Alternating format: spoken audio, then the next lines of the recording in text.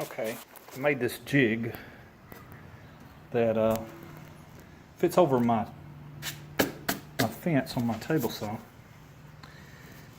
And what it does is allow the blade to cut off the width of the blade. And then behind it, I have shims that are the width of the blade, so when it comes off the blade, it's level.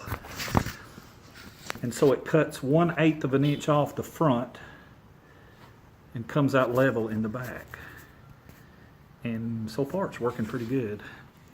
Using it as a table saw, as a jointer.